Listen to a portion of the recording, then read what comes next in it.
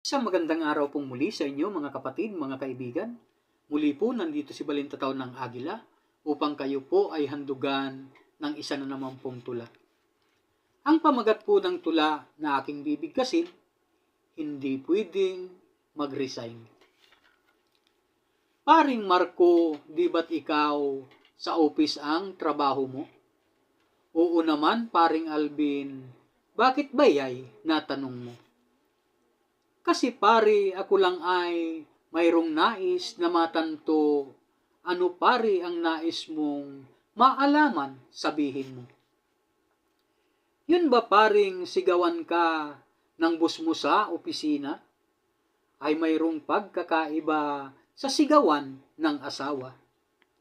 Yung sigawan ka ng iyong boss hanggang sigaw lamang siya. Pag asawa ang sumigaw, may dagok na, may tadyak pa.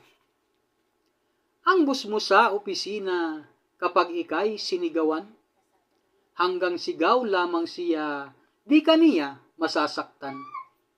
Samantalang pag-asawa ang sa iyo ay nanigaw, magliliparan kaagad ang kaldirot mga pinggan. Kapag misis mo'y sumigaw, dapat ikay nakahanda. Kaagad na maghanap ka ng malaking palanggana. Mabuti nang siguradong may hawak ka na panangga pag lahat ng kasangkapan nagsimulang lumipad na.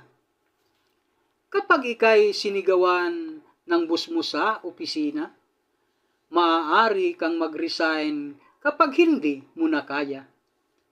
Samantalang pag sa bahay, sinigawan ng asawa, makakapag-resign ka lang kapag ikay baldado na. Salamat po.